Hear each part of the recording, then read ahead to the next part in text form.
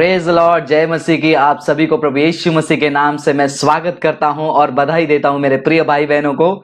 स्वागत है हमारा एक और लाइव प्रोग्राम कमेंट्स के जवाब, जहां पर कमेंट्स में आने वाले आपके सवालों का जवाब हम बाइबल से देने की कोशिश करते हैं। तो ये प्रोग्राम का फॉर्मेट आप जानते हैं। आप कमेंट सेक्शन में आप अपना सवाल पूछ सकते हैं और जितना हो सके बाइबल में से हम उन सवालों के जवाबों को जानने की कोशिश करेंगे। तो चलिए ये प्रोग्राम को हम एक प्रार्थना के द्वारा शुरू करते हैं, ताकि आगे 1 घंटे तक हमें कोई टेक्निकल, इंटरनेट, कैमरा, लाइट कोई भी दिक्कत ना आए और प्रभु हमें मदद करे। चलिए हम प्रार्थना करते हैं। प्रभु परमेश्वर, हम आपको धन्यवाद स्तुति करते हैं। ये शाम के समय आपके चरणों में आते हैं और आपकी महिमा करते हैं।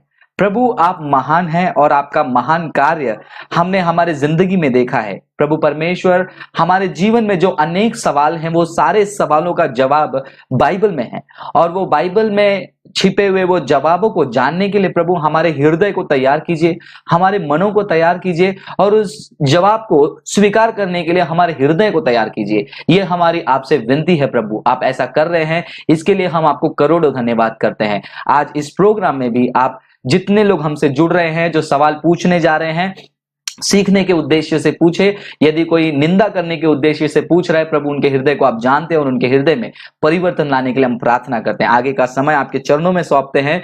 कोई भी तकनीकी दिक्कत के कारण हमारा प्रोग्राम बीच में न रुके, यह आपसे हमारी आपसे एक विनती है। प्रभु साथ रहिए, महिमा आप ही लें। यीशु मसीह के नाम से मांगते पिता, आमीन आमीन। Thank you. चलिए हम इस प्रोग्राम को शुरू करते हैं और कमेंट्स के जवाब की ओर चलते हैं। और आगे जाने से पहले कुछ अपडेट्स मैं अपने दर्शकों को देना चाहूंगा। हमारा लास्ट वीक में जो है बहुत ही बड़ा प्रोग्राम हुआ था तापी, गुजरात में, जहां पर हजारों से भी ज्यादा जवान आए थे और उन्होंने सीखा कि यीशु मसीह उनका दोस्त बनना है और यीशु मसीह दोस्त बनने पर उनके जीवन कैसे बदलेंगे और दोस्त के लक्षण जीवन में क्या क्या होते हैं। काफी सारे जवान आए, उन्होंने यीशु मसीह के वचनों को सीखा और अपने आप को यीशु मसीह के हवाले किया और यीशु मसीह की दोस्ती को उन्होंने स्वीकार किया। और उस कार्यक्रम के दौरान शाम को भी 2000 से भी ज्यादा लोग आए और वो लोग परमेश्वर के वचनों को सुने और वहां पर उन्होंने सत्य को परखने का एक अनुभव किया। ये प्रोग्राम के लिए आपने प्रार्थना किया, इसके लिए हम धन्यवाद करते हैं। और ये जवानों को हम प्रार्थना में याद रखें। तापी, गुजरात एक ऐसा लोकेशन है जहां पर परमेश्वर का सुसमाचार किस प्रकार पहुंचा, उसके बारे में एक दिन आने वाली वीडियो में बताऊंगा। बहुत ही सुंदर तरीके से परमेश्वर का वचन उस गांव में पहुंचा है और उस गांव में परमेश्वर का कार्य इतना महान है, काफी सारे लोग मसीह में आए हैं। और उसी वक्त उस कलीसिया के बीच में शैतान जो है जंगली बीज को बोने के लिए निकल पड़ा है, कल्ट और पंथ के रूप में, प्रॉस्पेरिटी के रूप में। लेकिन वहां के लोग सावधान है, लेकिन उनके सावधानी के लिए आप भी प्रार्थना कीजिए और अनेक कलीसियाओं के लिए, विशेष करके पंजाब में रहने वाले कलीसियाओं के लिए आपको प्रार्थना करना है, ताकि वो गलत शिक्षा से बचे और बाहर आए। उस प्रोग्राम के वीडियो रिकॉर्डिंग्स हमारे पास हैं और कोशिश कर रहे हैं वो वीडियोस को हम थोड़ा थोड़ा कट करके अपलोड करें। पहले मैं सवाल जवाब का जो सेशन था वो वीडियोस को मैं थोड़े थोड़े करके अपलोड करूंगा। उसका एक वीडियो हमने अपलोड भी किया है और दूसरा वीडियो शायद से ट्यूसडे को अपलोड करेंगे। और वैसे ही सारे प्रोग्राम्स के क्लिप्स जो है हमारे यूट्यूब चैनल पर अपलोड करेंगे, ताकि जो जवान आ नहीं पाए, देख नहीं पाए, वो देखकर सीख सकते हैं। कुछ क्लिप्स हैं जो हम अपलोड नहीं कर सकते हैं क्योंकि वो समय के लिए वो सेंसिटिव टॉपिक था, वो समय के लिए वो सही विषय था, तो वो शायद से वो टॉपिक को हम अपलोड नहीं करेंगे।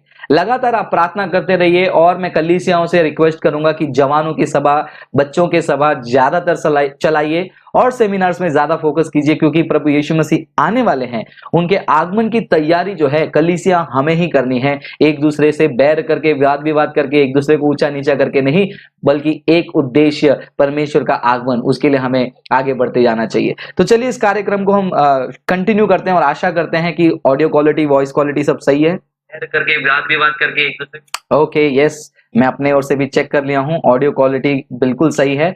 तो ये प्रोग्राम को कंटिन्यू करने से पहले गुजरात में जो हमारा Q&A सेशन हुआ था, उसमें से काफी सारे सवाल आए और कुछ सवालों का जवाब हम दे नहीं पाए क्योंकि समय बहुत कम था। तो कुछ सवाल रह गए, बाकी सवाल गुजराती में लिखे हैं, तो वहां के भाइयों ने मुझे दे दिया कि भाई आप ये सवालों को लेकर जाइए और अपने कमेंट्स के जवाब प्रोग्राम में सबसे पहला ये दीजिए। और मैं आते आते ये देखा तो ये गुजराती में लिखा हुआ है, तो मैं बोला ठीक है, गुजराती में लिखे हुए ये सवालों को मैं कैसे रीड करूं।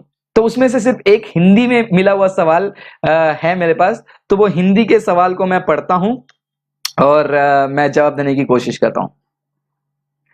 सवाल पहला है, नीलन नाम है उनका, नीलम या नीलन पता नहीं। उन्होंने सवाल पूछा है, अन्य धर्म को मानते हैं और कुछ लोग कोई धर्म नहीं चाहते चाहिए और बुरा लोग, और कुछ लोग को यीशु की पहचान ही नहीं, उन लोगों को स्वर्ग में जाने का स्वर्ग।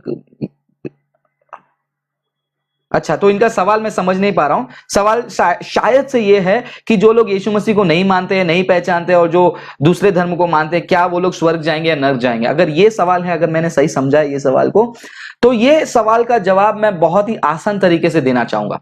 परमेश्वर किसी को नर्क में नहीं भेजता है। कुछ लोग पूछते हैं कि तुम्हारा परमेश्वर इतना प्यार करता है तो किसी को नर्क में कैसे भेज सकता है? तो आपको जानना जरूरी है कि हमारा परमेश्वर किसी को नर्क में नहीं भेजता है, ये इंसान खुद चुनता है कि उसको नर्क जाना है। जी हाँ, क्योंकि जैसे मैंने कहा, सीएस लुइस या फिर चार्ल्स स्पर्जन ने कहा, मुझे एग्जैक्टली अभी याद नहीं आ रहा, उन्होंने कहा कि दो प्रकार के लोग होंगे।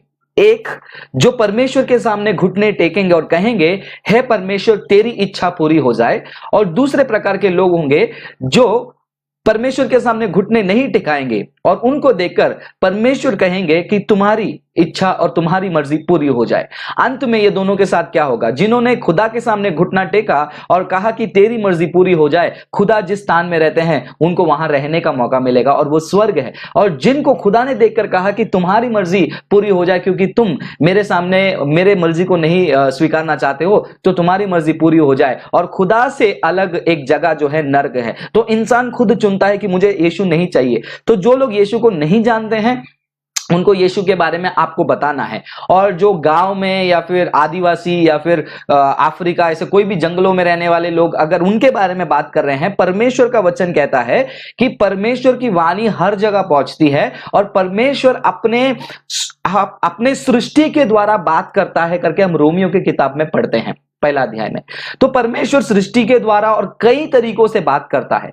जब भी हम ये सवाल को लेकर आते हैं उनके बारे में, क्या जिन्होंने सुसमाचार नहीं सुना, तो हम क्या कर रहे हैं? परमेश्वर के प्रकटीकरण को हम कैद कर रहे हैं। किस बात में? हम उस बात को कैद कर रहे हैं कि यदि बाइबल उन तक नहीं पहुंचे तो वो क्या नहीं कर पाएंगे? परमेश्वर के वचन को जान नहीं पाएंगे। उन तक ट्रैक्स नहीं पहुंची तो यीशु मसीह को नहीं जान पाएंगे। उन तक वीडियो नहीं पहुंची, उन तक ऑडियो नहीं पहुंची, उन तक संदेश देने वाला नहीं गया। तो ये हम क्या करते हैं? मनुष्य की रीति से सोचते हैं। लेकिन खुदा क्या सोचता है? यदि खुदा उनको बचाना चाहता है और ये वाकई में खुदा की इच्छा है, तो खुदा जो है उनके बीच में भी जो है किसी को दर्शन देकर, वो आदिवासी लैंग्वेज भाषा बोलने वालों के बीच में भी किसी को दर्शन देकर, उन्हीं के भाषा में, आपको नहीं पता, मुझे नहीं पता, एक गहरी जंगल में भी यीशु मसीह की आराधना होती होगी। तो यीशु मसीह के न्याय के सिंहासन के सामने किसी के भी जुबान पे ये कंप्लेंट नहीं होगा कि यीशु मसीह मैं आपको जाना नहीं, यीशु मसीह मुझे नहीं पता है आप कौन है। तो ऐसा कभी भी नहीं हो सकता है, इसका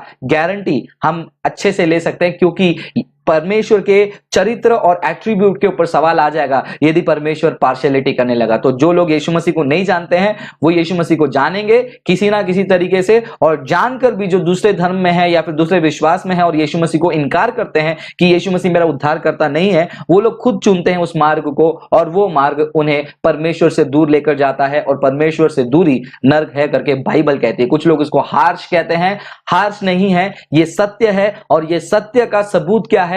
ऐतिहासिक रूप पर यीशु ने जो कहा वो लिखा है, उसे पढ़िए, और उसको पढ़ने के बाद भी अगर आप ये निर्णय लेते हैं कि नहीं मुझे यीशु के पीछे नहीं चलना है, आपके निर्णय को यीशु मसीह आदर करते हैं, क्रिश्चियनिटी और बाइबल आदर करता है, फिर उसके बाद न्याय के समय में आप नहीं कह सकते कि मुझे किसने नहीं बताया। शायद से इस वीडियो के द्वारा आप सुन रहे हैं, ये सवाल का जवाब ये है, मैं संक्षेप में देना चाहता हूं। चलिए अगले कमेंट की ओर चलते हैं और देखते हैं कमेंट सेक्शन में कितने लोग हमसे जुड़ रहे हैं और उनका सवाल क्या है।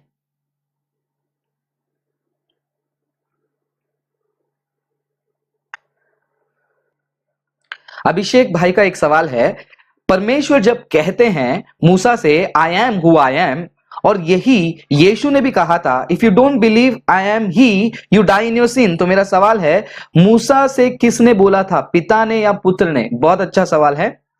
अब यहां पर हमको त्रिएकता समझना बहुत जरूरी है। जब हम पुराने नियम को पढ़ते हैं तो हमको सफाई से पता चलता है कि परमेश्वर को किसी ने नहीं देखा। नए नियम में जब आते हैं, नया नियम भी ये कहता है कि परमेश्वर को किसी ने नहीं देखा। लेकिन निर्गमन की किताब में हमको पता चलता है कि परमेश्वर को मूसा ने देखा, परमेश्वर को हाजिरा ने देखा, हगई ने देखा, परमेश्वर को अब्राहम ने देखा। और नए नियम में यीशु मसीह कहते हैं कि पिता के बोसम यानी कि पिता के बाहों में जो है वो उसको प्रकट करता है, यानी कि यीशु मसीह पिता को प्रकट करता है, यीशु मसीह खुदा है। तो पुराने नियम में एक वचन कहता है कि परमेश्वर को किसी ने नहीं देखा लेकिन लोग देखते हैं। नए नियम में पर लोग परमेश्वर को नहीं देख सकते करके लिखा, लेकिन लोग यीशु मसीह को देखे हैं। तो यह कैसा संभव है? यह तभी संभव है यदि परमेश्वर अपने उस त्रिएकता में रहे, पिता, पुत्र और पवित्र आत्मा। और यह सच है, पिता को उनके पूरे महिमा में किसी ने नहीं देखा है और देखकर वो जीवित नहीं रह सकता है, कोई पहुंच नहीं सके वैसे वो ज्योति में रहते हैं करके बाइबल का वचन कहता है। तो किसको मूसा ने और अब्राहम ने देखा और हाजिरा ने देखा? इसको हम इंग्लिश में कहते हैं थियोफेनी। थियोफेनी का मतलब होता है खुदा का प्रकटीकरण, शारीरिक रूप पर खुदा अपने आप को प्रकट करते हैं पुराने नियम में। जब हम नए नियम में यीशु मसीह के पास आते हैं तो हमको पता चलता है कॉन्टेक्स्ट में, संदर्भ में, खुदा को किसी ने नहीं देखा है लेकिन नए नियम में लोग यीशु मसीह को देख रहे हैं। इसको हम प्री इनकारनेट क्राइस्ट कहते हैं। क्रिस्टोफेनी मतलब, क्रिस्टोफेनी का मतलब होता है पुराने नियम के दिनों में मसीह का दिखाई देना। तो पुराने नियम में जिसने मूसा से बात किया वो यीशु मसीह ही हैं, वो यीशु मसीह ही हैं। लेकिन आपको यह समझना है, जब यीशु मसीह ही बात कर रहे थे वहां पर याहवे बात कर रहे थे। इसका मतलब यह नहीं कि पिता नहीं बात कर रहे, पवित्र आत्मा नहीं बात कर रहे। जब हम त्रिज्ञा के बारे में बात करते हैं, यीशु मसीह का बयान मैं हूं जो हूं वो पिता को भी लागू होता है, पुत्र को भी लागू होता है और पवित्र आत्मा को भी लागू होता है। तो किसने पुराने नियम में लोगों से बात किया, लोगों से बातचीत की, लोगों को दिखाई दिया, उसे हम थियोफेनी कहते हैं और क्रिस्टोफेनी कहते हैं, यानी कि प्री इनकारनेशन ऑफ क्राइस्ट। मसीह दुनिया में मनुष्य बनकर आने से पहले लोगों के बीच में एंजल ऑफ द लॉर्ड इस स्वरूप में जो है, परमेश्वर के दूत के स्वरूप में जो है जाकर मिलते हैं। तो इसका कॉन्टेक्स्ट वर्स जो है हम पढ़ सकते हैं। बाइबल में बहुत सारे इसके वचन हैं। फिलहाल वो वचन को मैं निकाल कर आपको देने की कोशिश करता हूं ताकि आप फर्दर स्टडी इस पे आप कर सको। आप जुड़े रहिए, मैं वो रेफरेंसेस निकाल कर अब भी आपको मैं शेयर करता हूं।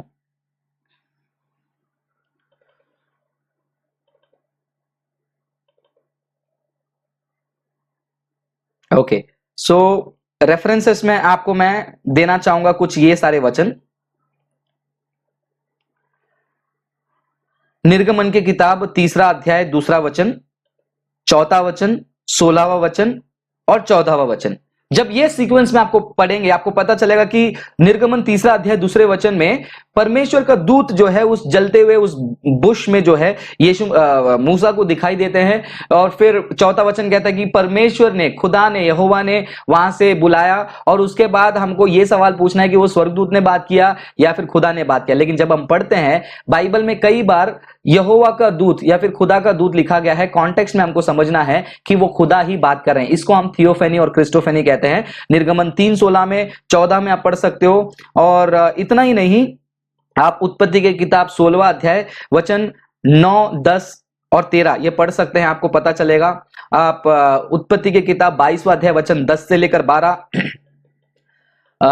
जकरिया की किताब 3 अध्याय वचन 1 से लेकर 2, पहला शमूएल 10वां अध्याय 10वां वचन। ठीक है, ये तो पवित्र आत्मा के बारे में। तो इसके पहले जितने भी मैंने वचन बताए वो सारे वचनों को आप स्टडी करके देखिए। तो यीशु मसीह प्री इनकारनेशन रूप में, क्रिस्टोफेनी के रूप में मूसा से बात किए और इसीलिए यीशु मसीह ने वापस से वही कहा, आई एम ही, जो मैं हूं वो मैं हूं। आई am who I M, before Abraham was I am. ये छोटा सा जवाब है आपके सवाल के लिए। चलिए आगे चलते हैं। कुछ कारणवश जो है मेरा यहाँ पर कमेंट जो है बार बार कनेक्ट नहीं हो पा रहा है, तो मैं कोशिश कर रहा हूं कनेक्ट होने की, तो प्लीज बने रहिए। Ravi, praise the Lord, God bless you brother, thank you for joining. Kartik Viraj पूछते हैं, नए नियम में यीशु पर विश्वास रखने से उद्धार मिलता है, तो पुराने नियम के लोग कैसे उद्धार पाते थे? बहुत अच्छा सवाल है और बहुत ही सिंपल तरीके से ये सवाल का हम जान सकते हैं। अगर आप इसके बारे में पढ़ना चाहेंगे, आप इब्रानियों के किताब में 11वां अध्याय में आ जाइए। वहां पर आपको पता चलेगा कि पुराने नियम में उनका जो विश्वास था वो उनके लिए धार्मिकता गिना जाता था और उसी से जो है उनका उद्धार होता था। और वो लिस्ट जो है, जिस प्रकार धार्मिकता से हीरोज ऑफ फेथ कहते हैं, उनका पूरा लिस्ट जो है इब्रानियों की किताब 11वां अध्याय में आपको मिलेगा। तो पुराने नियम में लोग जो है विश्वास के द्वारा धर्मी ठहराए जाते थे। ये आपका सवाल का जवाब है। और नए नियम में भी ज्यादा कुछ चेंज नहीं हुआ है। नए नियम में भी जो है विश्वास के द्वारा परमेश्वर के अनुग्रह से क्या है, हम धर्मी ठहरते हैं। किस पर विश्वास करना है? यीशु पर विश्वास करना है। और पुराने नियम में परमेश्वर के बातों पर विश्वास करना है। ज्यादा कुछ चेंज नहीं हुआ है। तो क्योंकि हमारा खुदा पुराने नियम में एक बात और नए नियम में एक बात बिल्कुल नहीं करता है। Is a consistent God. चलिए आगे चलते हैं।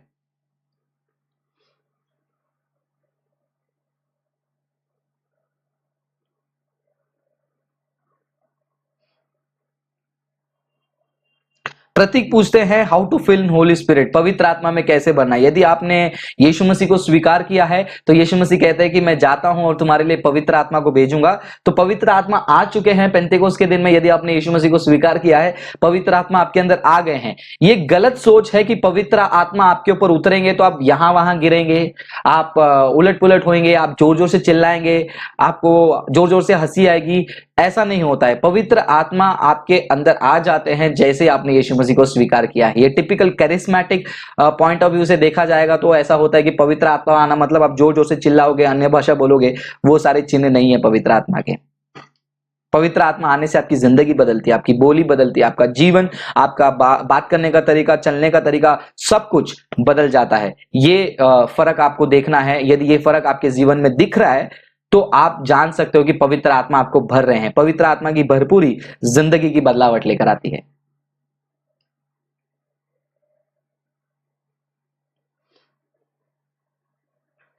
सोनू एक भाई है, वो पूछ रहे हैं, मेरा एक दोस्त है वो विश्वासी नहीं है लेकिन वो जय मसीह बोलता है, तो मुझे उससे कैसे आंसर करना चाहिए? क्यों आंसर करना चाहिए? जब वो जय मसीह बोल रहा है तो आप उसको बोलिए जय मसीह, और एक बार पूछिए कि भाई जय मसीह का मतलब क्या है। अगर वो पूछेगा कि जय मसीह का मतलब क्या है तो उसको बोलो कि यीशु मसीह जिंदा है और उसकी जय। यीशु मसीह के बारे में और जानना चाहते हैं? यही मौका है आपको सुसमाचार बांटने का और यीशु के प्रेम को दिखाने का। जब वो जय मसीह बोल रहा है मतलब वो मसीह की जय जयकार कर रहा है। तो पूछो क्या इस मसीह की जिसकी तुम जय जयकार कर रहे हो उसके बारे में जानना चाहते हो? अगर हाँ तो जरूर आप उनसे बताइए। और सुसमाचार कैसे बांटना है, आपको दिक्कत आ रही है तो हमारे यूट्यूब चैनल पर 2 वीडियो है आपके लिए। एक शुभ संदेश वीडियो का नाम है, वो वीडियो दिखा दीजिए उनको, या फिर आप देखिए। ज्यादातर अच्छा होगा कि आप बात कीजिए, वीडियोस ना खेलें, आप डायरेक्टली बात कीजिए। वीडियोस आप देखिए और सीखिए और आप बताइए। और एक दूसरा वीडियो है, उसका नाम है ईसाई लोग क्या मानते हैं। वो वीडियो भी आप दिखा सकते हैं। इवेंजलिज्म का पूरा प्लेलिस्ट बना हुआ है, वो वीडियोस आप देखिए, आप समझिए और उनको समझाइए, और वीडियोस उनको आप शेयर कीजिए। जितने लोग हमसे जुड़े हैं प्रभु आप सभी को आशीष करें। God bless you.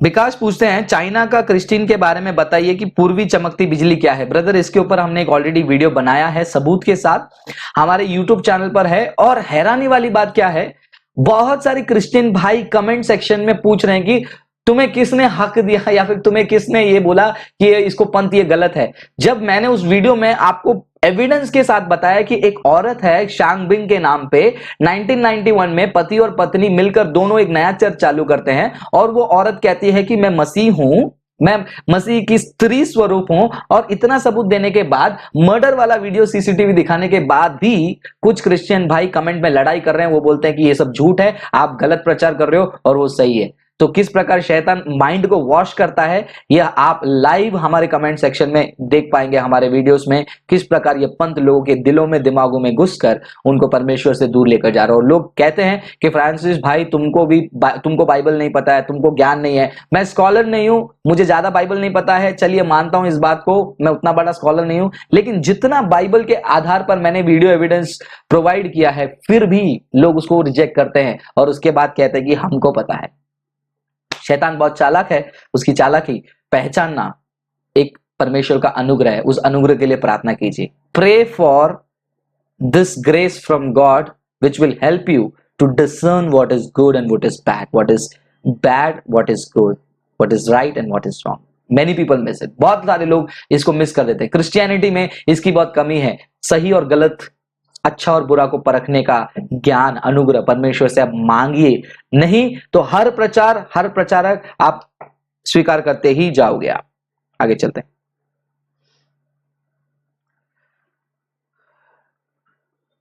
Shailendra Kumar पूछते हैं बाइबल में यीशु मसीह का डेट ऑफ बर्थ क्यों नहीं है, प्लीज एक्सप्लेन। बाइबल है भैया, बर्थ सर्टिफिकेट नहीं है। तो बाइबल में जो लिखा है उतने में खुश रहिए। यीशु मसीह का date of birth history record करती है, तो क्या करना है आपको उससे। कुछ काम के सवाल पूछिए प्लीज। लगता होगा कि मैं थोड़ा हार्श हूं, हाँ ऐसे सवालों में मुझे थोड़ा सा अच्छा नहीं लगता है, क्योंकि समय बर्बाद करें। डेट ऑफ बर्थ यीशु मसीह का कुंडली मांग लेंगे। यीशु मसीह कौन से टाइम पे 3 बजे पैदा हुए थे, उस टाइम पे चक्र क्या था, क्या करना है। यीशु मसीह ने सुसमाचार बांटने बोला है, वो जाके बांटो।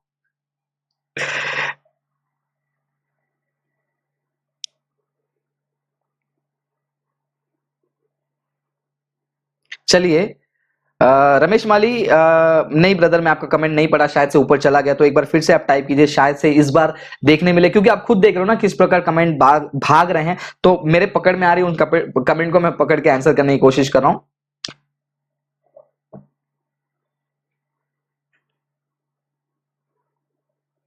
पहली बार शैतान पृथ्वी में किस इंसान में प्रवेश किया, स्पेसिफिकली मैंने इसको डिटेल में स्टडी तो नहीं किया, तो मैं इसके ऊपर जवाब नहीं दे पाऊंगा।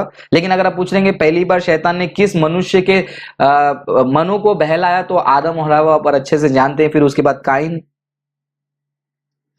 प्रदीप कहते हैं मैं विश्वास से भटक गया हूं, मुझे फिर यीशु के पास आना चाहता हूं, पर प्रेयर्स और बाइबल स्टडी नहीं हो रहा है, क्या करूं। पवित्र आत्मा और परमेश्वर आकर आपको उठाकर लेकर नहीं जाएंगे, हर बार आपको भी लड़ना पड़ेगा। जब पॉल कहते हैं मैंने अच्छी कुश्ती लड़ी, अच्छी दौड़ दौड़ी, मतलब आपको कदम उठा के रखना है। जहां पर आपके कदम कमजोर होते हैं वहां पर आपके कदम में दम यीशु मसीह लाएंगे। लेकिन मैं कदम को आगे ही नहीं रखूंगा, लेकिन उस कदम में यीशु मसीह का दम मांगूंगा, तो वो गलत है मेरे भाई। आपको भी जो है आगे चलना है, आपको भी खुद से जो है यीशु मसीह का अनुग्रह को लेकर दौड़ना है। अगर आप नहीं दौड़ेंगे, अगर आप नहीं जीतोगे अपने पापों को, तो फिर आप यही कहते रह जाओगे it's hard for me to pray, लेकिन मैं प्रार्थना नहीं कर पा रहा हूं, मुश्किल है मेरे लिए। लेकिन आपको प्रार्थना करना है, लड़ना है, आपको दौड़ना है, और दौड़ने की शक्ति और अनुग्रह पवित्र आत्मा आपको देंगे।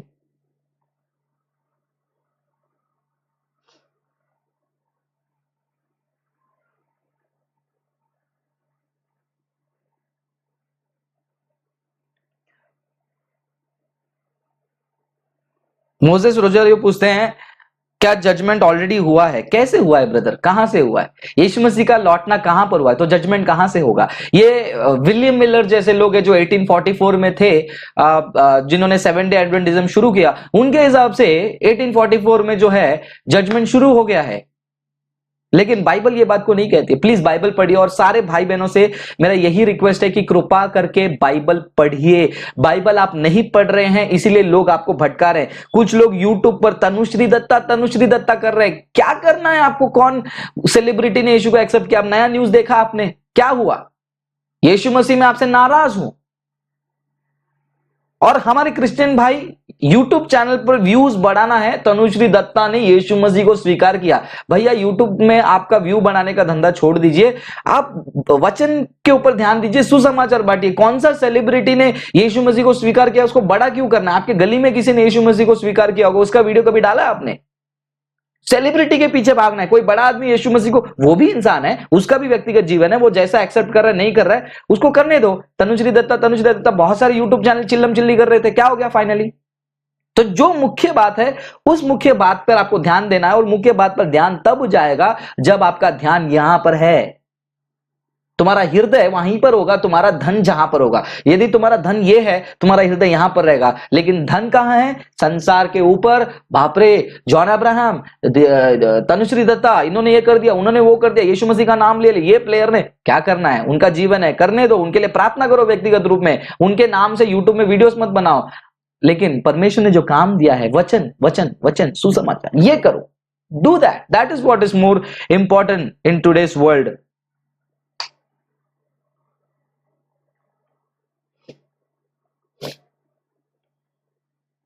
रोहित धारवाल पूछते हैं हमें किसके नाम से बपतिस्मा लेना चाहिए। मत्ती 28वां अध्याय 19वां वचन, पिता पुत्र पवित्र आत्मा के नाम से आपको बपतिस्मा लेना चाहिए। वेरी क्लियर, क्रिस्टल क्लियर वहां पर लिखा हुआ है। और जो ओनली जीसस वाले आते हैं इस बात को लेकर, प्रेरितों के काम में यीशु के नाम से बपतिस्मा लो लिखा है। तो कॉन्टेक्स्ट समझना है, संदर्भ हमको समझना बहुत जरूरी है।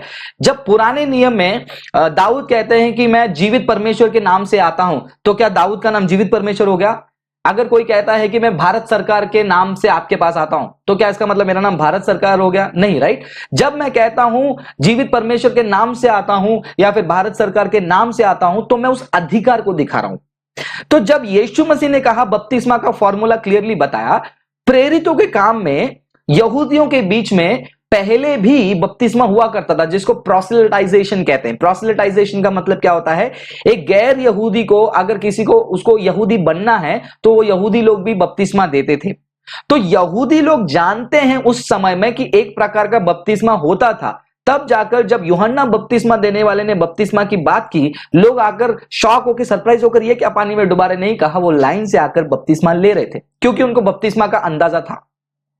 अब ये यहूदी लोग जो मानते हैं कि बपतिस्मा चाहिए अलग प्रकार का, लेकिन उनके अंदर ये वाला सोच नहीं था कि यीशु के नाम से भी जो है बपतिस्मा होनी चाहिए। तो जब प्रेरित पतरस जब कह रहे हैं कि यीशु के नाम से बपतिस्मा लो, तो वो कह रहे हैं कि यीशु के नाम के अधिकार में बपतिस्मा लेना है। वहां पर फॉर्मूला नहीं बताया गया, फॉर्मूला यीशु मसीह ने कहा है मत्ती 28:19 में। और यहां पर प्रेरित पतरस जो है वो फॉर्मूला को नहीं चेंज कर रहे हैं, बल्कि वो अधिकार को दिखा रहे हैं उन लोगों के बीच में कि भाई तुम्हारे लिए पिता महान है, पवित्र आत्मा महान है, खुदा है, लेकिन जो मसीहा है, यीशु है, वो भी खुदा है। इसलिए यीशु के नाम से बपतिस्मा लो करके कहा गया है। वहां पर यीशु के नाम से बपतिस्मा देने का फॉर्मूला नहीं है। वचन को तोड़ मरोड़ कर प्रस्तुत करना पंथों का काम है, ओनली जीसस वाले अच्छे से करते हैं। और हमारे बुरे क्रिश्चियन, बुरे नहीं कहूंगा मैं, क्या कहते हैं उसको, लाचार क्रिश्चियन भाई ऐसे गलत शिक्षा में पड़ जाते हैं। यहां पर एक डुबकी, वहां पर यीशु के नाम से एक डुबकी। यीशु मसीह का शब्द अगर आप झूठा ठहराना चाहते हैं तो मत्ती 28:19 को आप ठुकरा दीजिए। तो प्रेरित के काम को कैसे समझे, उसका एक्सप्लेनेशन मैंने आपको दिया है। एक बार फिर से इसको रिप्ले करके देखिए, आपको समझ में आएगा मैं क्या बोल रहा हूं। अगर फिर भी नहीं समझा, आप हमें संपर्क कीजिए हमारे मैसेज बॉक्स में, हम आपको हेल्प करेंगे। और जैसे ही मैसेज बॉक्स की बात आती है, मुझे एक और बात याद आ गई, मैं आपको बताना चाहूंगा। मैं मेरे दर्शकों से एक विनती करूंगा, रिक्वेस्ट करूंगा कि आपको जानना है कि ये ग्लोरी अपॉलोजेटिक्स जो है, फ्रांसिस अकेला नहीं है। ग्लोरी अपॉलोजेटिक्स एक टीम है, और इस टीम को परमेश्वर ने अच्छे से ज्ञान दिया है कि आपके सवालों का जवाब दे। तो जब आप कमेंट सेक्शन में या फिर जब आप इनबॉक्स में या फिर ईमेल पर जब आप मैसेज भेजते हैं, 100% मैं रिस्पॉन्ड नहीं करता हूं, कभी कभी मैं रिस्पॉन्ड करता हूं, लेकिन हमारे team member pastor Monish, brother Ashish, ये सारे रिस्पॉन्ड करते हैं and they are well equipped. तो आपको बार बार आकर यही नहीं कहना कि फ्रांसिस से ही बात करना है, और यही आइस को मैं तोड़ना चाहता हूं कि आप फ्रांसिस के ऊपर निर्भर मत रहिए कि फ्रांसिस से ही बात करना है, फ्रांसिस से ही बात करना है। जब बात नहीं हो पाती है तो बोलते हैं कि आपके अंदर बहुत घमंड आ गया है, आप अपने आप को बड़ा समझते हैं। प्लीज समझिए, 10,000 लाइक्स हैं और कितना 65 या 75,000 के आसपास सब्सक्राइबर्स हैं। सारे लोगों को हैंडल करने के लिए टीम चाहिए होती है, और टीम जो है हेल्प कर रही है मुझे, मैं भी करता हूं उनके साथ मिलकर। तो कोई भी आपको आंसर दे सकता है, एक पर्टिकुलर व्यक्ति को मत पकड़िए। यही तो प्रॉब्लम है क्रिश्चियनिटी में, पर्टिकुलर व्यक्ति को पकड़ने के कारण क्या होता है, उसके बातों पर ही हम अटक जाते हैं और वो व्यक्ति गलत शिक्षा को दे जाता है। तो इसीलिए आपको यह देखना है कि जो सवाल का जवाब आपको मिल रहा है, क्या वो बाइबल के आधार पर है, यह देखना है, ना कि कौन दे रहा है। आपका उद्देश्य ये क्लियर होना चाहिए। और जो कुछ लोग कंप्लेन करते हैं कि हम मैसेज करते हैं, आप रिप्लाई नहीं करते हो, ये भी आप जान लीजिए मेरे प्रिय भाई बहन, कुछ सवाल ऐसे होते हैं जिनका जवाब अगर जरूरी नहीं है, उतना इंपॉर्टेंट नहीं है, तो हमारा टीम उसको रिस्पॉन्ड नहीं करता है। जैसे कि अगर आप पूछेंगे कि यीशु मसीह का डेट ऑफ बर्थ क्या है, यीशु मसीह खाने में क्या खाते थे, यीशु मसीह को मसाला अच्छा लगता था या नहीं, ऐसे सवाल जो आते हैं, आप बोलोगे ऐसा सवाल भी आता है, इससे भी बढ़िया बढ़िया सवाल आते हैं। एक भाई ने पूछा मच्छर को मारना पाप है क्या? तो ऐसे सवालों के जवाब हमारे टीम मेंबर्स नहीं देंगे। लेकिन जब बड़ा कोई सवाल होगा जिसका नाता आपके आत्मिक जीवन से, आपके उद्धार से और आपका स्वर्ग जीवन के आधार पर जुड़ा हुआ है, तो वो सवाल का जवाब हमारी टीम देगी। तो प्लीज समझिए आप कि हमारा टीम मेंबर जवाब देते हैं और थोड़ा टाइम लगता है, क्योंकि भाई आशीष भी नौकरी करते हैं, मैं भी नौकरी करता हूं, pastor Monish full time pastor हैं, तो फेसबुक बार बार कनेक्टेड रहना मुश्किल है। तो जब जब मौका मिलता है हम पूरी तरीके से कोशिश करते हैं आपके सवालों का जवाब देने के लिए। सो प्लीज आप भी समझिए और जवाब देने वाले के ऊपर ध्यान मत दीजिए, जवाब क्या है, क्या वो बाइबल के आधार पर है ये, क्योंकि मुझे कल ग्लोरी अपॉलोजेटिक्स के नाम पे एक पंथ नहीं खड़ा करना है कि फ्रांसिस भाई जो भी बोलेंगे वो सही बोलेंगे। इसको मुझे जो है आपके दिमाग से निकालना है, प्लीज इसको समझ के लीजिए।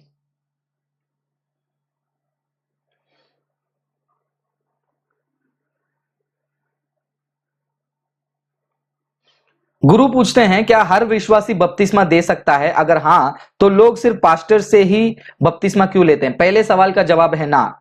क्यों मैं ऐसा कहता हूं? क्योंकि जब बाइबल में भी हम देखते हैं सारे विश्वासी ऐसे ऐसे जाकर बपतिस्मा नहीं दे रहे हैं। पास्टर्स को क्यों ये अधिकार है? क्योंकि पास्टर जो है वो कलीसिया के चलाने वाले हैं, पास्टर वो कलीसिया के देखरेख करने वाले हैं और वो जिम्मेदारी लेते हैं। अगर मैं एक विश्वासी हूं, मैंने एक को पकड़ के डुबकी लगा दिया, बपतिस्मा लगा दिया, बपतिस्मा दे दिया, फिर उसके बाद क्या? तुम अपना काम, मेरा अपना काम, नहीं, इससे काम खत्म नहीं होता है। बपतिस्मा देने के बाद उसका क्या हुआ, उसको शिक्षा देना है। आप प्रेरितों के काम 2 अध्याय वचन 40 से लेकर आप पढ़कर देखिए, आपको पता चलेगा कितना मुख्य होता है कि एक विश्वासी को बपतिस्मा लेने के बाद क्या क्या करना पड़ता है। आप शायद से पिछले वाले लाइव शो में मैंने वो वचन को मैंने पढ़ के सुनाया था, प्रेरितों के काम 2 अध्याय वचन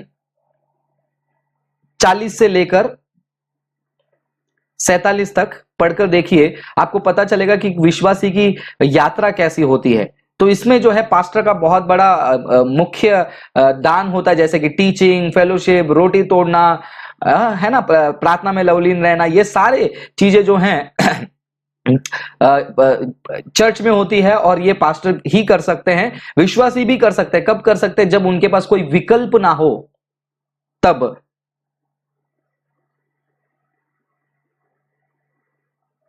जब कोई भी विकल्प ना हो, कोई भी ऑप्शन ना हो, कोई भी पास्टर ना हो, तो वो विश्वासी एक दूसरे विश्वासी भाई को बपतिस्मा दे सकता है। लेकिन ये नहीं कहना है कि पास्टर ही क्यों, उतने बड़े हो गए क्या, उसके ऊपर जिम्मेदारी भी है, रिस्पॉन्सिबिलिटी भी है। ये आपको जो है बहुत अच्छे से याद रखना है। ऑलराइट, सो प्रिय भाई बहनों बने रहिए, एक छोटा सा ब्रेक लेते हैं। उस छोटे से ब्रेक के बाद दोबारा आपसे जुड़ेंगे और लगातार हम कमेंट्स को रीड करेंगे और जवाब देने की कोशिश करेंगे। एक छोटा सा 2 मिनट का ब्रेक लेता हूं और दोबारा आपसे जुड़ता हूं। बने रहिए, गॉड ब्लेस यू।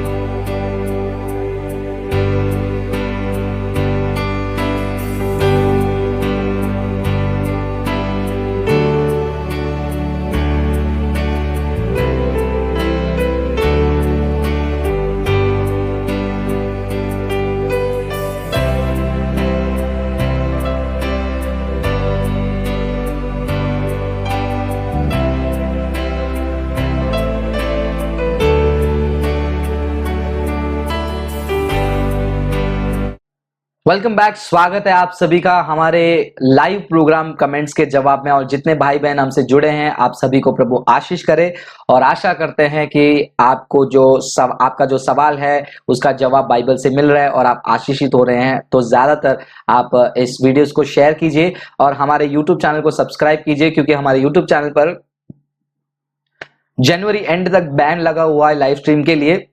तो ऐसे दिक्कतों से जो है प्रभु हमें बचाए रखने के लिए आप प्रार्थना कीजिए, सब्सक्राइब कीजिए और ज्यादा से ज्यादा वीडियो को लाइक कीजिए। आप सोचते होंगे कि फ्रांसिस भाई कभी ऐसा कहते नहीं, आज क्यों कह रहे हैं? क्योंकि चैनल सेफ रहना भी जरूरी है, जहां जिस जरिए से मैं आपसे जुड़ रहा हूं और वचनों को बांट रहा हूं। तो उस चैनल के लिए प्रार्थना भी करना है, आपको जितना हो सके वीडियोस को लाइक करना है, शेयर करना है, ताकि वो चैनल सेफ रहे। आप लोग भी सोचते होंगे ना, काफी सारे यूट्यूबर कहते हैं लाइक कीजिए, शेयर कीजिए, क्योंकि उससे चैनल की रेटिंग अच्छी रहती है। तो गलत रिपोर्टिंग भी जब होती है तो चैनल जल्दी टेक डाउन नहीं किया जाता है यूट्यूब के द्वारा। तो प्लीज आप वैसा भी हेल्प कर सकते हैं प्रार्थना के साथ साथ। चलिए आगे चलते हैं।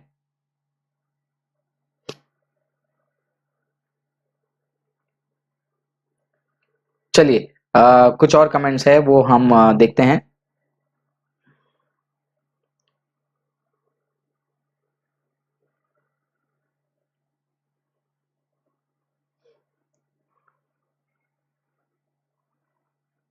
विनय राव कहते हैं फुली स्टॉक। आपके लिए एक वचन पढ़ता हूं मैं, विनय राव के लिए एक स्पेशल वचन पढ़ता हूं। उन्होंने कहा फुली स्टॉक, राइट? तो मैं इसके लिए एक वचन पढ़ना चाहता हूं।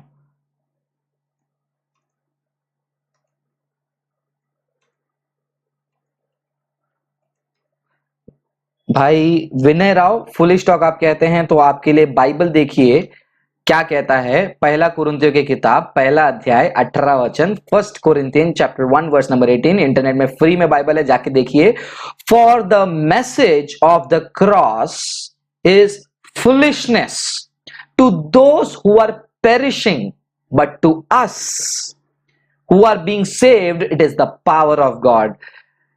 सूली का संदेश जो विनाश हो जा रहे हैं उनके लिए मूर्खता है, लेकिन हमारे लिए जो बचाए जा रहे हैं वो परमेश्वर का सामर्थ है। पहला कुरिन्थियों पहला अध्याय 18 वचन। God bless you. आगे चलते हैं।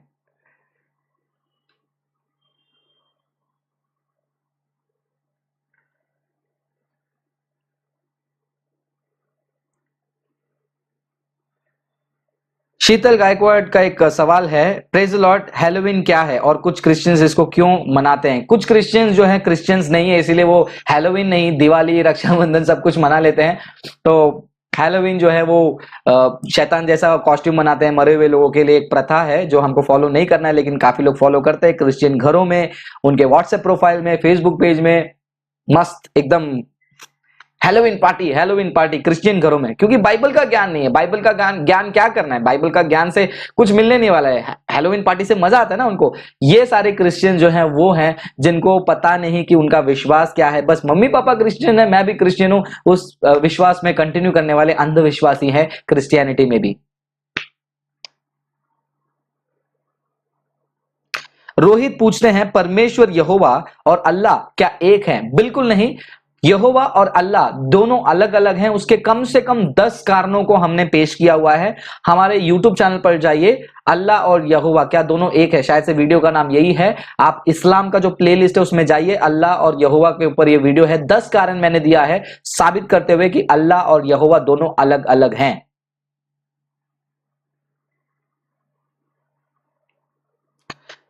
सुरेंद्र पूछते हैं please guide me how I can fellowship because in my locality Roman Catholic church available only. आपके लोकेलिटी में सिर्फ अगर रोमन कैथोलिक चर्च है तो आपके क्रिश्चियंस फ्रेंड्स भी होंगे, ये मेरा एजम्पशन है।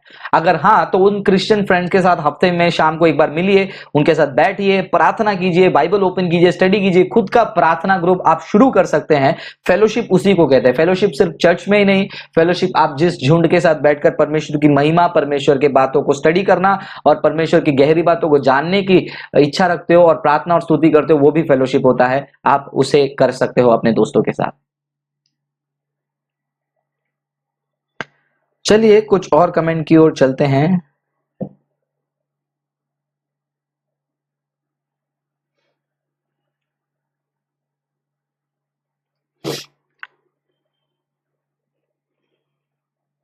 और बहुत सारे सवाल मुझे समझ नहीं आ रहा है, तो प्लीज आप या तो इंग्लिश में लिखिए या तो हिंदी में लिखिए। हिंदी इंग्लिश प्लीज मिक्स मत कीजिए, मुझे समझ में नहीं आता है।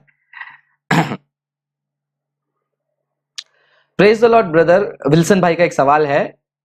जो क्रिश्चियनिटी लोग हैं, कई बार सुनने को मिला है कि क्रिश्चियनिटी को छोड़ के दूसरे धर्म में भी चले जाते हैं, जैसे मुस्लिम में। उनके ऊपर एक सवाल है, क्या वो यीशु मसीह को पहचान नहीं पाते या और कुछ है? Please explain.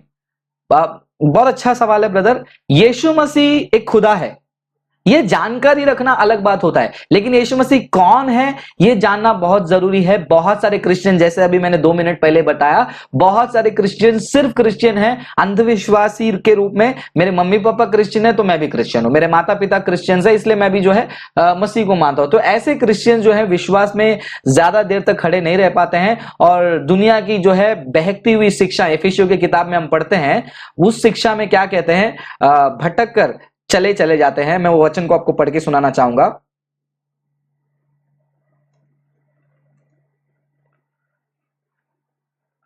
ये आप एफिसियों की किताब में 4वां अध्याय 14वां वचन में पढ़ेंगे। देखिए वो वचन में क्या लिखा है, मेरे पास इंग्लिश ओपन है तो मैं इंग्लिश पढ़ के सुनाता हूं।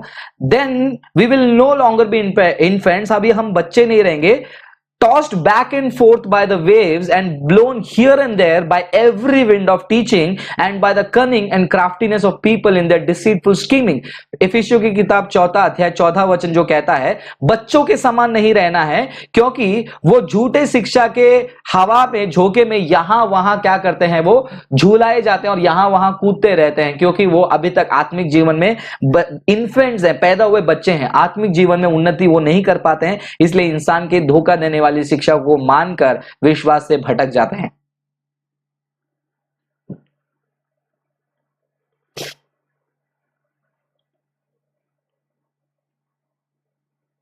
आकर्षित सिंह पूछते हैं, भाई क्या बपतिस्मा लेना जरूरी है?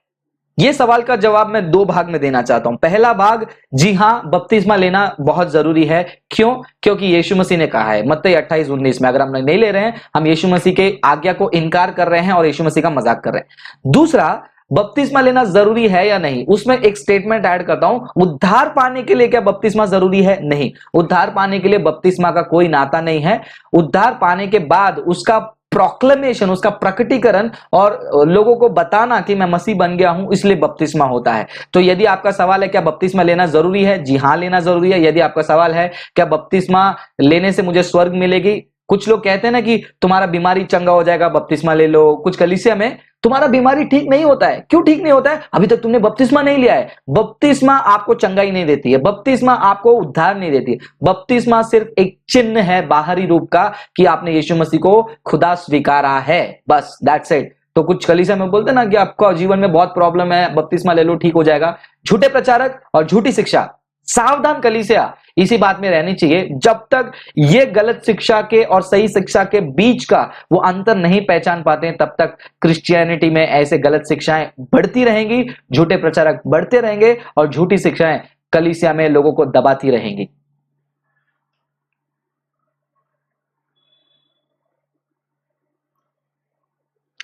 साइमन सिंह एक आईडी है, वो पूछते हैं, मोहम्मद को कुरान के आयत जिब्रील ने लिखा हुआ दिया या मुंह से बोला और मोहम्मद सुन के आयत लिखवाया किसी और से, क्योंकि मोहम्मद को लिखना पढ़ना नहीं आता? प्लीज। ओके, तो ये सवाल का सिंपल एक्सप्लेनेशन मैं आपको देना चाहूंगा। जब हम कुरान और हदीस पढ़ते हैं तो हमको पता चलता है कि पहली बार जब जिब्रील स्वर्गदूत उनके हिसाब से जब मोहम्मद को विजिट करने आते हैं हीरा उस नाम के पर्वत में, चट्टान में, जहां पर वो मेडिटेट करते हैं, तपस्या ये सही शब्द है क्या, मेडिटेट करते हैं, तो अचानक से जिब्रील उनके ऊपर एकदम आके उनके ऊपर दबाव डाल देते हैं और मोहम्मद घबरा जाते हैं। और फिर बाद में हदीसों में पता चलता है कि जिब्रील उनको बोलते हैं इकरा, वो बोलते कि पढ़ो, बोलते कि नहीं मैं पढ़ नहीं सकता। फिर उनके सीने को फाड़ते हैं, मोहम्मद साहब का दिल निकालते हैं, जमजम के पानी से उसको धोते हैं, फिर अंदर डालते हैं उसमें, फिर वो आयतें जो हैं अल्लाह से जो जिब्रील लाते हैं उस आयतों को मोहम्मद साहब कहते हैं। और मोहम्मद के दिनों में जो जो आयतें मोहम्मद साहब कहते हैं उनके लोग उसको सुनते थे, बाय हार्ट करते थे, मनन करते थे और एक दूसरे को रिपीट करके बताते जाते थे। तो इस प्रकार कुरान का जो है रेवलेशन और प्रकटीकरण और ट्रांसफर ऑफ नॉलेज और इंफॉर्मेशन या फिर रेवलेशन हुआ करता था। तो ये एक छोटा सा ओवरव्यू है। डिटेल में जानना है तो डेविड वुड जैसे जो इस्लामिक स्कॉलर्स हैं उनके बारे में आप यूट्यूब पे चेक कीजिए, उनके वीडियोस चेक कीजिए, आप वाकई में डिटेल में इस्लाम के बारे में स्टडी कर सकते हैं।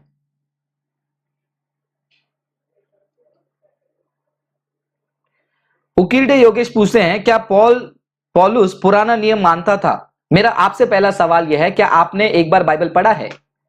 अगर आप एक बार बाइबल पढ़े होते तो जरूर आपको पता चलता कि पॉल केवल पुराने नियम को मानते ही नहीं थे, बल्कि पुराने नियम से कितने सारे बातों को उन्होंने अपने पत्र में लिखा है। फिर से मैं अपने क्रिश्चियन भाई से रिक्वेस्ट कर रहा हूं, बाइबल पढ़ लो, प्लीज बाइबल पढ़ लो। एक बार मत्ती से प्रकाशित वाक्य तक पढ़ लो मेरे भाई मेरे बहन, और फिर उसके बाद उत्पत्ति से लेकर प्रकाशित वाक्य तक पढ़ लो। प्लीज पढ़ लो एक बार, कम से कम खुद के लिए पढ़ लो।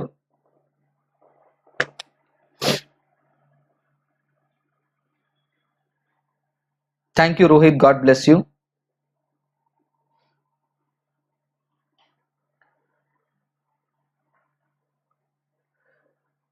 एक भाई कहते हैं यूहन्ना और मरकुस यूहन्ना में अंतर समझाइए। यूहन्ना, मरकुस यूहन्ना, नहीं समझ पाया आपका सवाल क्या है, फिर से एक बार आप पूछेंगे।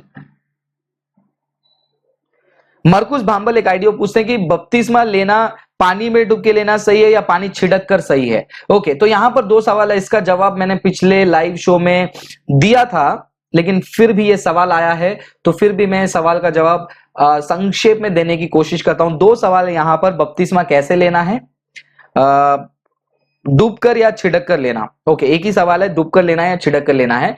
मेरा स्टैंड जो है, बपतिस्मा डूब कर लेना बहुत सही होगा बिब्लिकल फॉर्म में, क्योंकि बाइबल प्रिसाइसली नहीं बताती है कि डुब के लेना है या छिड़क कर देना है, लेकिन रोमन कैथोलिक चर्चेस में या फिर रेगुलर चर्चेस में आप जाते हैं तो वहां पर छिड़क कर देते हैं। तो छिड़क कर देने वाला बपतिस्मा बाइबल में कहीं मिलता नहीं है, तो बाइबल में डुब के देने वाला बपतिस्मा मिलता है।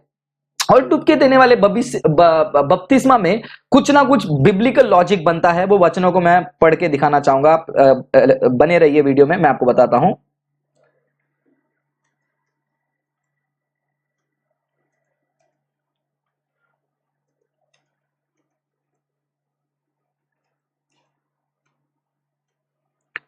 हम इसको पढ़ेंगे, रोमियो की किताब 6ठा अध्याय। रोमियो की किताब 6ठा अध्याय में आ जाइए, और मैं वचन को निकाल रहा हूं। रोमियो की किताब 6ठा अध्याय, फिलहाल मेरे पास एनआईवी ओपन है मेरे सामने, तो एनआईवी से मैं पढ़ रहा हूं। वहां पर 6ठा अध्याय,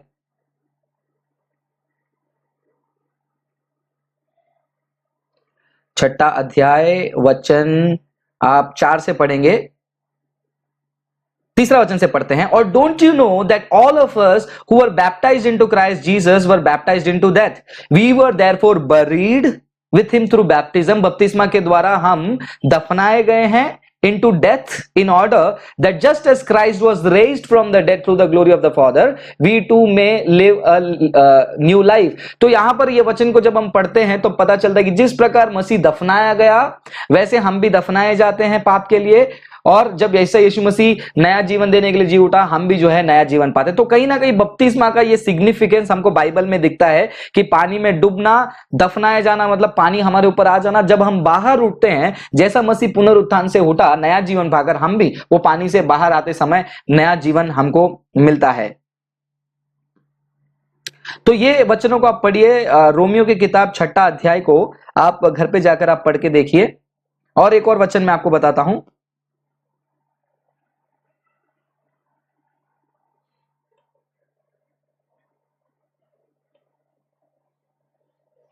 एक और वचन मैं बताता हूं, साथ में रहिए हमारे साथ।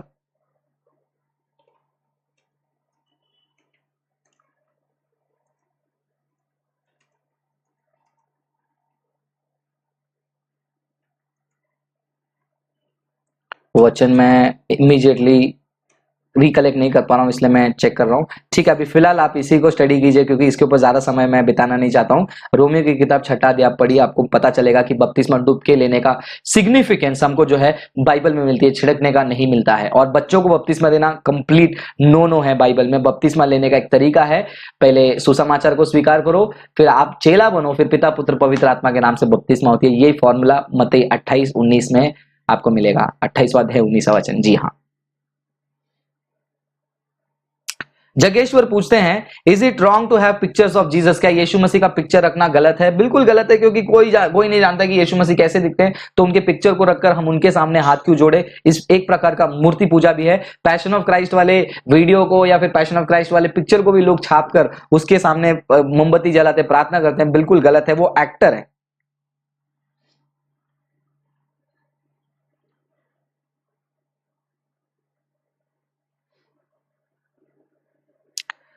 ओके, आई थिंक ऑलमोस्ट सारे कमेंट्स में जो है मैं गो थ्रू कर चुका हूं। यदि कोई कमेंट मिस हुआ है क्या, मैं जरा देख लेता हूं।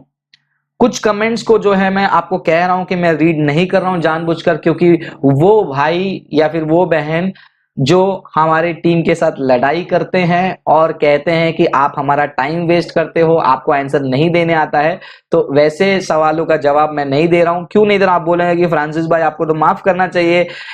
वहां पर आर्ग्यूमेंट हम नहीं करना चाहते हैं। जब उनको लगता है कि हमारा सवाल सही नहीं है या फिर हम उनका टाइम वेस्ट करते हैं या फिर हम उनको समय पर जवाब नहीं देते हैं, तो हम वापस उस पे बात करके जो है उनके साथ और हमारे साथ मन में जो है हम लड़ाई नहीं करना चाहते। इसलिए कुछ कुछ कमेंट्स हैं जो आईडी के रूप में जानता हूं, जो एक बार नहीं, दो बार नहीं, कई बार आर्ग्यूमेंट कर चुके हैं हमारे टीम के साथ और हमारे पेज में और हमको एक्यूज कर चुके हैं। उनको हम जवाब नहीं देने, क्योंकि हमारा जवाब उनके लिए जो है कन्विंसिंग नहीं होता है और उनको बिब्लिकल नहीं लगता है और हम सही नहीं देते। तो प्लीज कुछ कमेंट्स इग्नोर हो रहे हैं, तो माफी चाहूंगा उसके लिए।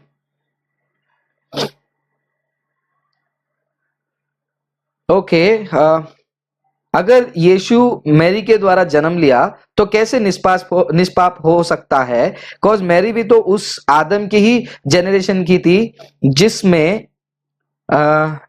बच्चे को जन्म देगी तो उसके अंदर पाप होगा। बट हम देखते हैं बाइबल में कि यीशु खुदा का बेटा है, मतलब वो निष्पाप है। तो प्लीज बताइए कैसे जीसस को कह सकते हैं कि वो पवित्र थे? पवित्र थे नहीं, पवित्र हैं। पास्ट टेंस नहीं करना है, प्रेजेंट टेंस।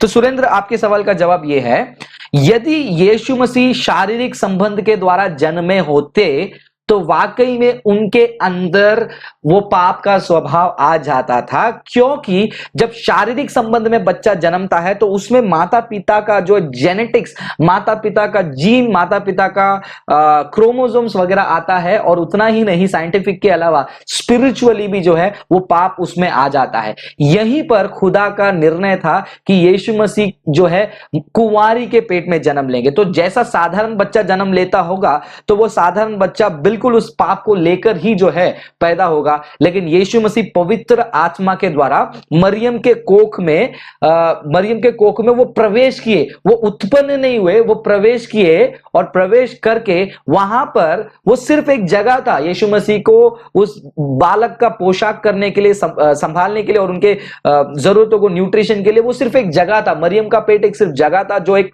बायोलॉजिकल रूप में एक बच्चों को जरूरत होती है। उसमें आपको ना मरियम का जेनेटिक्स, ना यूसुफ का जेनेटिक्स, ना किसी का जेनेटिक्स मिलेगा, क्योंकि जेनेटिक्स जब हम बात करते हैं वो माता पिता से आती है और वहीं से पाप भी जो आता है। लेकिन यीशु मसीह साधारण तौर पर नहीं जन्मे, मिराकुलस बर्थ कहते हैं उसको, वर्जिन बर्थ कहते हैं, कुंवारी का जन्म कहते हैं, जिसमें पाप यीशु मसीह को नहीं छूता है। और मुसलमानों का सोर्स भी ये कहता है कि शैतान हर एक जन्मने वाले बच्चे के पीठ में या फिर उनके शरीर में हाथ लगाता है, लेकिन यीशु मसीह ही एक ऐसा है जिसके शरीर पर शैतान ने हाथ नहीं लगाया। तो मुसलमानों को जानना जरूरी है कि पवित्र पवित्र पवित्र पूरे कुरान और हदीस में भी यीशु के लिए ही ये पहचान दी गई है।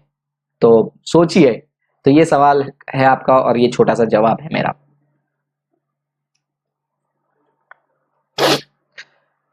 एक बहुत बड़ा कमेंट है, मैं रीड करता हूं, समय है थोड़ा हमारे पास। मेरा एक सवाल है भाई, प्रभु यीशु चंगाई देता है, लेकिन मेरी मां के लिए हम इतना प्रार्थना कर रहे हैं लेकिन वो पूरा चंगाई नहीं हो रही है। मुझे समझ में नहीं आ रहा है कि हमारा विश्वास ही कमजोर है या हमारा प्रार्थना प्रभु सुन नहीं रहा है।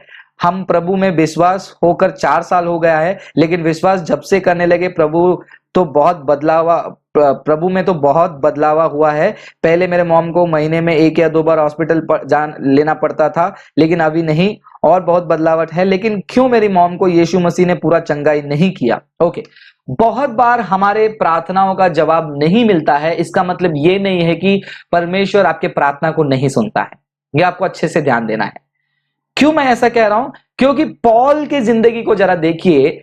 पॉल ने नए नियम का सबसे ज्यादा किताबों को लिखा है। अगर उनको कंप्लेन करना है तो उनसे ज्यादा बड़ा कंप्लेन करने वाला शायद से कोई नहीं होगा, क्योंकि जिस प्रकार का परसिक्यूशन, जिस प्रकार का खाना नहीं मिलना, कपड़ा नहीं मिलना, समुद्र पर पड़े रहना, कोड़े मारना, पत्थर का मार खाना, लोग मारकर बाहर फेंकना, कितनी कठिनाई पॉल की जिंदगी में आई। लेकिन पॉल ने कभी भी एक भी बार कंप्लेन नहीं किया कि खुदा मैं आपके पीछे इतने साल से चल रहा हूं लेकिन आपने मुझे पूरी तरह जो है बदलावट क्यों नहीं दिया। और इतना ही नहीं, एक विशेष कार्य के लिए जो है प्रेरित पॉल जो है प्रार्थना करते हैं प्रभु यीशु मसीह से। आप उसको 2 कुरिन्थियों में 12वां अध्याय वचन 7 से लेकर आप 10 तक पढ़ सकते हो, जहां पर प्रेरित पॉल देखिए क्या कहते हैं, lest I should be exalted above measure by the, मैं हिंदी में पढ़ता हूं, नहीं तो मेरे क्रिश्चियन भाई बोलेंगे क्या कर रहे हो भाई, आप इंग्लिश में क्यों पढ़ रहे हो।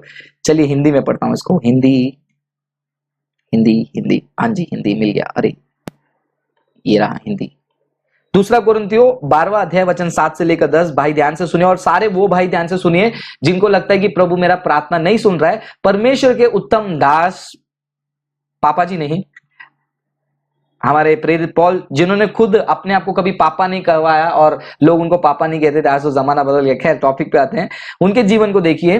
दूसरा कुरिन्थियों 12वां अध्याय वचन 7 से लेकर 10, असाधारण दैवी संदेशों के कारण मुझे कोई गर्व ना हो जाए, इसलिए एक कांटा मेरी देह में चुभाया गया है। एक कांटा पॉल के जीवन में चुभाया गया है, वो कांटा रियल है या फिर किसी दर्द को कांटे के दर्द के समान प्रेरित पॉल उसको बता रहे हैं, ये अच्छे से हम उतना नहीं जानते हैं।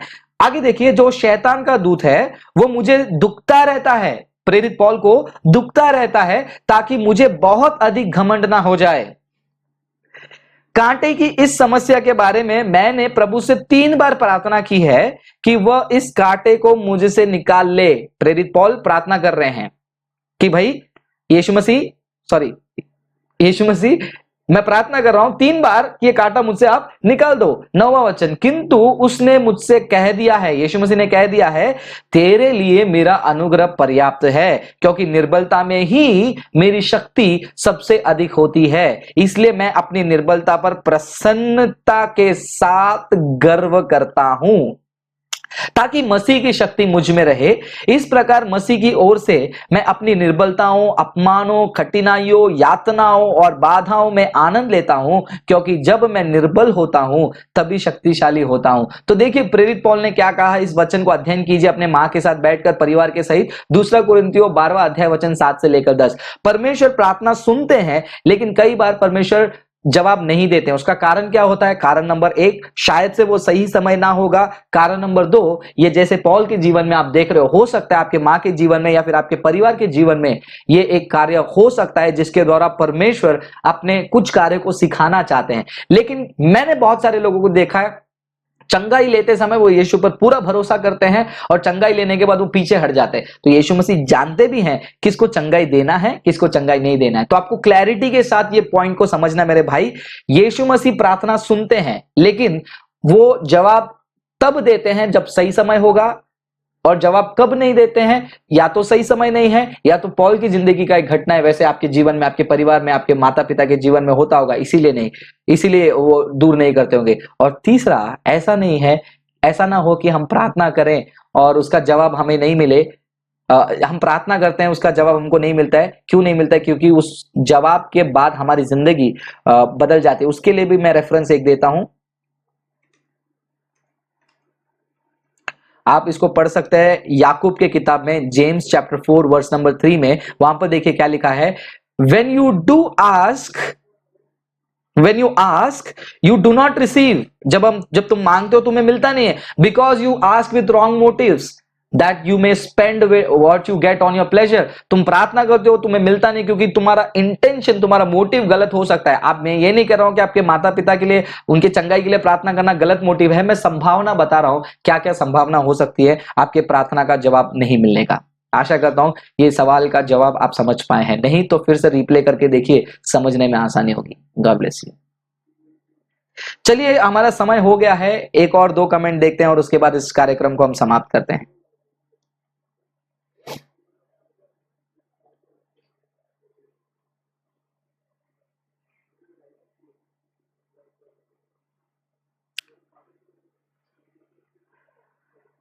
Okay, praise the Lord. Mohammad Arif, God bless you. एक लास्ट कमेंट है वो मैं पढ़ता हूं, फिर उसके बाद हम समाप्त करते हैं। उकीरदे जोसेफ, बिल्कुल सही कहा आपने। लील बहादुर करके एक भाई है, वो पूछते हैं, ब्रदर बपतिस्मा दिने यूहन्ना के सिर कत्ल करने वाले हेरोदियस की बेटी, ये 3 से किसको डाला प्रभु यीशु ने नरक में? बाइबल इसके बारे में कुछ नहीं कहती है, तो मैं भी इसके बारे में कुछ नहीं कहूंगा। हैप्पी अभी एक लास्ट कमेंट है, फिर उसके बाद हम प्रार्थना करके समाप्त करेंगे। ये देखो मैंने अपना फोन रख दिया। वो पूछते हैं, why today church youth are interested worship more than word of God. आज जवान वर्शिप में इतना ज्यादा इंटरेस्टेड क्यों है और प्रार्थना में और परमेश्वर के वचन में क्यों नहीं? कारण सिंपल है, कारण यही है क्योंकि आज वर्शिप म्यूजिक में मजा आता है। लाइटें लगवा दी, एसी हॉल है, धुआं उड़ रही हैं, उनको लगता है कि वो परमेश्वर की आराधना कर रहे हैं, लेकिन वो म्यूजिक के मजे ले रहे हैं। परमेश्वर का वचन बोरिंग होता है ना। हमारा सेमिनार होता है, उसमें कितने जवान आते हैं? बहुत कम। यही आप कहो ये डाइवर्स, वो डाइवर्स, ये वर्शिप प्रोग्राम, वो वर्शिप प्रोग्राम, भीड़ पासेस खत्म हो जाती 10 से 15 दिन में। कहते कि ब्रदर हमको कैसे भी ले लो, कि सेटिंग लगवा लो, ये करवा लो। वर्शिप में जाओ, क्या होता है? आज मजा है, मेरे को बहुत मजा है। क्या मजा आया? आज मेरे को परमेश्वर का पवित्र आत्मा का स्पर्श हुआ। एक कॉन्सर्ट में जब जाता है कोई मूवी के सिंगर आते तो बोलते हैं भाई मजा आया, पैसा वसूल हो गया। आज क्रिश्चियनिटी में जवान जो है मजे लेने के लिए जो है वर्शिप के में, आप बोलोगे ऐसा कैसे बोल सकते हो तुम? फैक्ट है। वर्शिप में क्या होता है? गीत गाना है, लेकिन वर्शिप के बाद उनका जीवन क्या होता है? यदि वो जीवन में बदलाव आता है तो चलिए वो वर्शिप हम कह सकते हैं। जब हम क्रिश्चियनिटी को देखते हैं, वर्शिप जो है वो एक अचार के समान है। वर्शिप जो है, वर्शिप मतलब मैं वर्शिप का किस मीनिंग की बात कर रहा हूं? गाने का और गिटार सॉन्ग के बारे में बात कर रहा हूं। तो आपको ये नहीं सोचना है कि मैं वर्शिप मतलब खुदा को आराधना के बारे में आपने ऐसा कैसा बोल दिया।